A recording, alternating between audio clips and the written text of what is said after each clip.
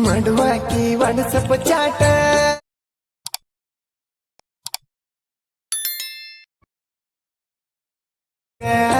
ಸಟ್ಟ ಮಾಡಿದ ಪ್ರೀ.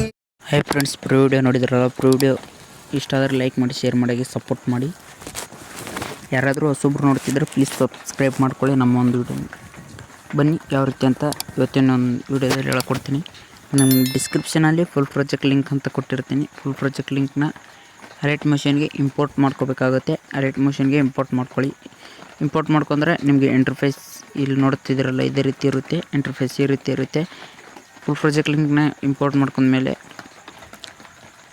ಈ ರೀತಿ ಇಂಟರ್ಫೇಸ್ ಬಂದಿರುತ್ತೆ. ಇದಕ್ಕೆ ಮುಂದೆ ಸ್ವೈಪ್ ಮಾಡ್ಕೊಳ್ಳಿ. ಮುಂದೆ ಸ್ವೈಪ್ ಮಾಡ್ಕೊಂಡ್ರೆ ಅಲೈಟ್ ಮಷೀನ್ ಆ್ಯಪ್ ಸಿಗ್ಬೋದು ಅಂತದ್ದು ನಿಮಗೆ. ಅಲೈಟ್ ಮಷೀನ್ ಲೋಗೋ ಅದ್ರ ಮೇಲೆ ಕ್ಲಿಕ್ ಮಾಡಿ, ಕಲರ್ ಆ್ಯಂಡ್ ಫಿಲ್ ಮೇಲೆ ಕ್ಲಿಕ್ ಮಾಡಿ, ಸ್ಟಾರ್ ಐಕನ್ ಮೇಲೆ ಕ್ಲಿಕ್ ಮಾಡಿ. ನಿಮ್ಮೊಂದು ಫೋಟೋನ ಇಲ್ಲಿ ಆ್ಯಡ್ ಮಾಡ್ಕೋಬೇಕಾಗುತ್ತೆ.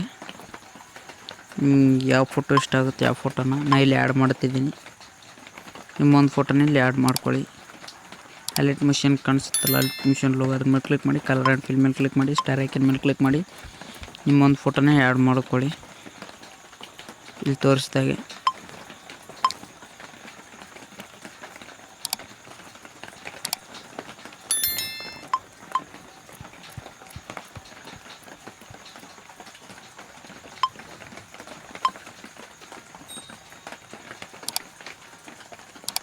ಇಲ್ಲಿ ನೋಡ್ತಿರ್ಬೋದು ನಿಮಗೆ ಫೋಟೋ ಈ ರೀತಿ ಅಡ್ಡ ಅಲ್ಲಿಗೆ ಕಟ್ಟಾಗಿರುತ್ತೆ. ಇವಾಗ ಫೋಟೋನ ಈ ರೀತಿ ಅಡ್ಜಸ್ಟ್ ಮಾಡ್ಕೋಬೇಕಾಗುತ್ತೆ. ಈ ರೀತಿ ಅಡ್ಜಸ್ಟ್ ಮಾಡ್ಕೊಳ್ಳಿ ಫೋಟೋಗಳನ್ನ. ಹಾಗೆ ಮುಂದೆ ಸ್ವೈಪ್ ಮಾಡ್ಕೊಳ್ಳಿ. ಇಲ್ಲೊಂದು ಅಲೈಟ್ ಮಷೀನ್ ಲೋಗೋ ಕಾಣಿಸ್ತಿದೆ, ಅದ್ರ ಮೇಲೆ ಕ್ಲಿಕ್ ಮಾಡಿ, ಕಲರ್ ಆ್ಯಂಡ್ ಫಿಲ್ ಮೇಲೆ ಕ್ಲಿಕ್ ಮಾಡಿ, ಸ್ಟಾರ್ ಐಕನ್ ಮೇಲೆ ಕ್ಲಿಕ್ ಮಾಡಿ, ನಿಮ್ಮೊಂದು ಫೋಟೋಗಳನ್ನ ಆ್ಯಡ್ ಮಾಡ್ಕೋಬೇಕಾಗುತ್ತೆ.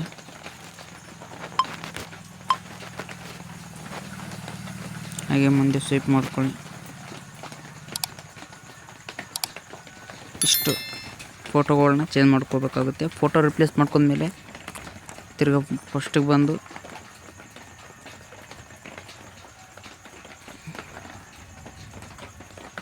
ಇಲ್ಲಿ ನೇಮ್ ಕಾಣಿಸ್ತಿದೆ, ಅಲ್ಲಿ ನೇಮ್ ಕ್ಲಿಕ್ ಮಾಡಿ, ಎಡಿಟ್ ಟೆಕ್ಸ್ಟ್ ಮೇಲೆ ಕ್ಲಿಕ್ ಮಾಡಿಬಿಟ್ಟು ನೇಮ್ನ ಚೇಂಜ್ ಮಾಡ್ಕೋಬೇಕಾಗುತ್ತೆ. ಚೇಂಜ್ ಮಾಡ್ಕೊಂಡು ವಿಡಿಯೋನ ಇಲ್ಲಿ ಮೂಲೆಯಲ್ಲಿ ಎಕ್ಸ್ಪೋರ್ಟ್ ಸಿಂಬಲ್ ಕಾಣಿಸ್ತಿದೆ, ಅಲ್ಲಿ ಕ್ಲಿಕ್ ಮಾಡಿ ವಿಡಿಯೋನ ಎಕ್ಸ್ಪೋರ್ಟ್ ಮಾಡ್ಕೊಳ್ಳಿ.